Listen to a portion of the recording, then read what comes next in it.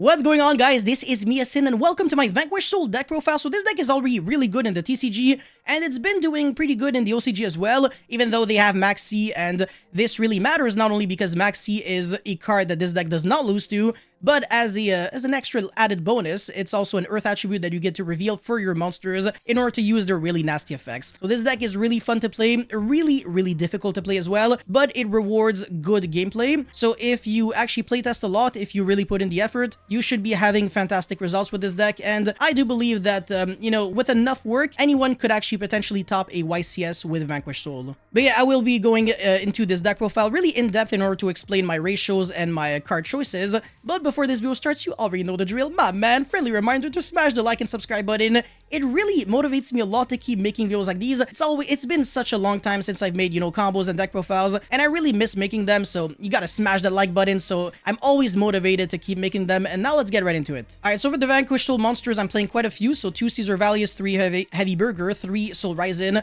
3 Mad Love, 1 Panthera, 1 Soul Jalong. In the TCG, you just have to replace it with maybe like a second Kurikara, or like a Dogoran, or an extra copy of Talons, or even another Dust Devil, or even another Durandal. It really doesn't matter too much, but yeah, this card is very easily replaceable. And it's a really good card. Like, very good, because you get to search cards on your own turn, on your opponent's turn. So you always have, ways to recover next turn. Even if you get, like, Regeki or something, which is technically one of this deck's worst matchup, it's not the end of the world. But yeah, Caesar Valius is, like, one of the boss monsters in the deck. It's a dragon monster, so you get to search it with Magnamut on the end phase, which is pretty nice, because even if you search it on the end phase, you can still use it on your opponent's turn. You get to special summon this card on either player's main phase by bouncing back a non-dragon Vanquish Soul monster you control. And this matters because you get to dodge Skill Drain and Floodgates in general with this card, so it's really nice. But yeah, well, this and Heavy Burger, it's like the same summoning condition. And this card, you get to either make it unaffected by card effects or destroy any card on the field without targeting. But that one, you have to reveal like 3 attributes, so it's a little difficult. And then the Heavy Burger is kind of like the Deco Talker Heat Soul of the deck, or the Gagaga Cowboy. So you either draw a card on your own turn, on your opponent's turn. Again, this is why this deck is really nasty. Snowballs like crazy. Or you get to burn, and I want to say Heavy Burger is how you get to win against decks that summon like unaffected by card effect monsters, because sometimes you don't even care about outing them. All you really do is just burn, and after like 6 turns, you already won. So again, it's 1 on your turn, 1 on your opponent's turn. The damage really stacks at the speed of light, and even if your opponent has like Expurely Noir with like a bunch of materials, it shouldn't be the end of the world. But yeah, this card is simply nasty. And then we got the other Vanquish Soul monster. So Ryzen is the no-brainer. It's the starter of the deck, searches any non-warrior Vanquish Soul monster from the deck to the hand. This card can destroy every monster in its column. So if you want to beat Vanquish Soul, all you have to do is always summon monsters in the column of the Link 1. If they summon the Ryzen in front of you, then they're also going to be destroying their own Link 1 in the process. And if they already have like a monster occupying one of their zones, you summon your precious monsters in front of them. So it's kind of like a Mech Knight monster, if you will, because columns really do matter with this card. And same thing with Panthera. So this one destroys monsters in the column. By the way, it's every monster in the column, so it could technically destroy like 2 monsters in it. And Panthera destroys every spells and traps in the column, which could matter against Eldritch if you can destroy like a Conquistador or Haquero and another card on top. But apart from that, you're only really destroying 1 card.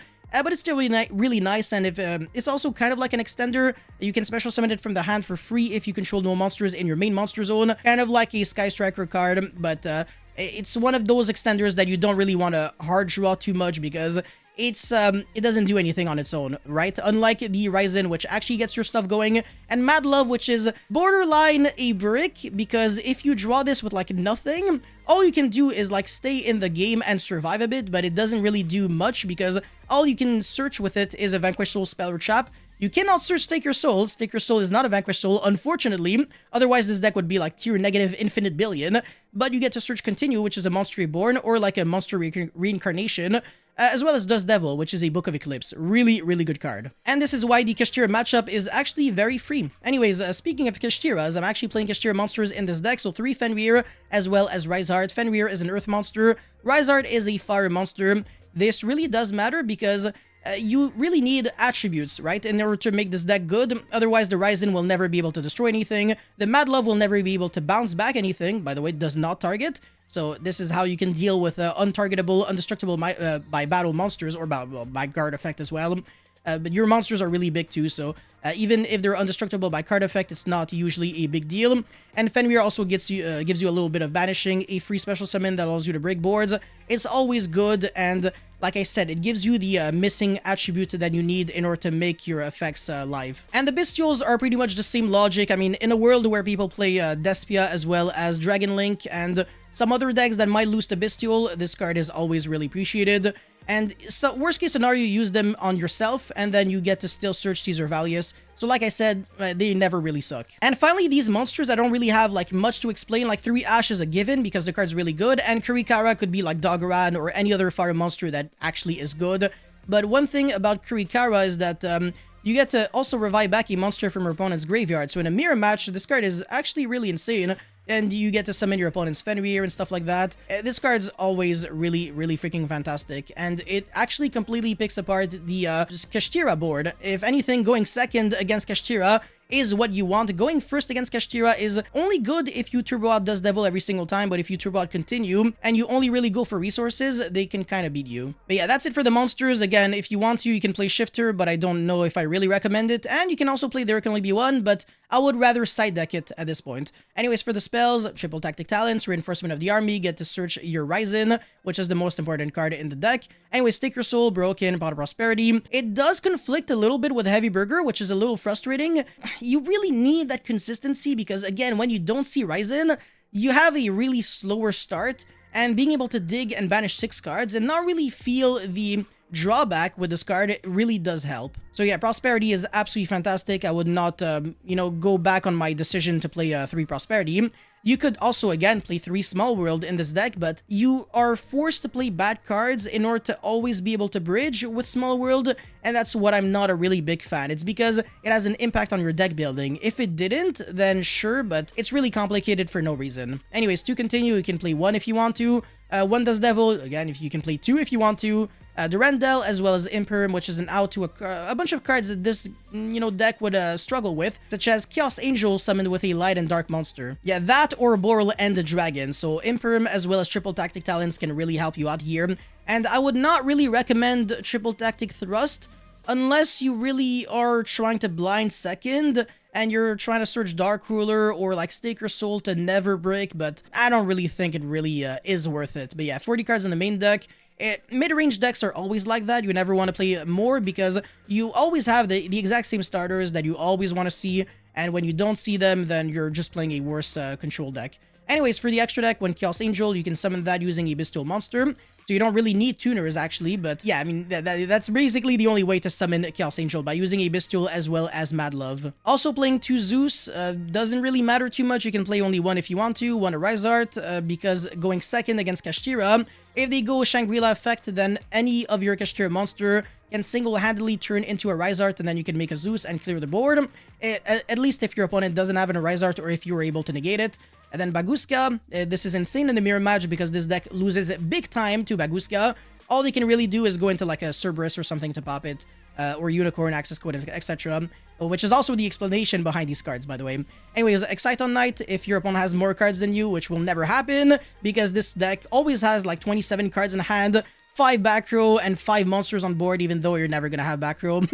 maybe post game 1, though, if you have like those, there can only be 1. And again, maybe Skill Drain. Anyways, Chakan 9 as well as Borbo, so you can have a 4 material Zeus. And for the Link monsters, Access Code Unicorn Dark, in order to revive back your opponent's dark monsters, because you do play a lot of dark attribute monsters in this deck. Cerberus, again, logic, because the Vanquish Link 1 points down and the Cerberus points up, so you can have a cooling Cerberus and refund your investment of discarding a card. So sometimes when your hand is ass and you really need to like draw into a good card, you can use Cerberus and just pray to God that he gets you there. Anyways, 3 Link 1s. This is the only monster that really matters in the extra deck. The rest, honestly, could even be like Reaper targets, and you can get away with that. But yeah, this deck just wins with the main deck. Even if you get hit by an imaginary Artifact Scythe, it's all good in the hood. But yeah, for the side deck or idea section, even though it's more of a side deck, for once in my life, usually it's always like 15 different cards. But yeah, Nibiru if you want to, Pankratops, Retaliating Sea, as well as Contact Sea. Really good cards, Earth attribute monsters as well, so reveal for your monsters. Drill and Logbird, this card has 0 synergy with the deck. It's a win monster, unfortunately. So yeah, you really want Fire, Dark, and Earth for your monsters. Cosmic Cyclone, whatever, Book of Eclipse, really insane in the mirror match going first.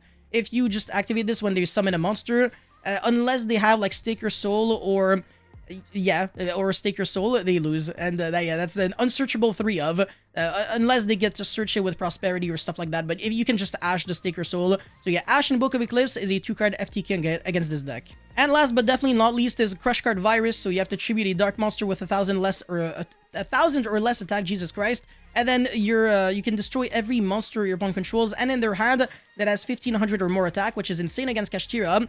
And by the way, if you're wondering what dark monster in this deck has a 1,000 or less attack, it's simple, any Vanquishable monster, because any of them can turn into the Link 1, and the Link 1 is a dark monster with 0 attack. So Crush Card Virus is an absolute joke in this deck. And same thing with Eradicator if you want to, and Deck Devastation, because Heavy Burger is a dark monster with a lot of attack. So yeah, you can take care of honestly any matchup with the Virus Trap cards. All of them work really well, but Crush Card is probably the best one.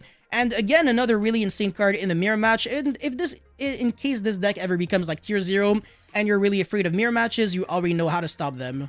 But yeah, just to give you a little idea, if you use Crush Card Virus against Kashtira, the only survivor is the Scareclaw monster. Everything else dies, so you just wait until they commit to a few monsters on board, and then you hit them with a Crush Card. And in the mirror match, the only survivor would be the Handtrap monsters, as well as, I believe, only Madlove and Pluton. But nobody plays Pluton, everybody's going to be replacing it with the Jiaolong. So everybody is going to be losing literally all of their hand and all their board presence if you get to flip a Crush Card on their ass. But yeah, that's pretty much all I had to say for this video. Guys, thank you so much for watching this deck profile. Let me know your thoughts about Vanquish Soul in the comment section below. And I'll see you guys very soon. Peace.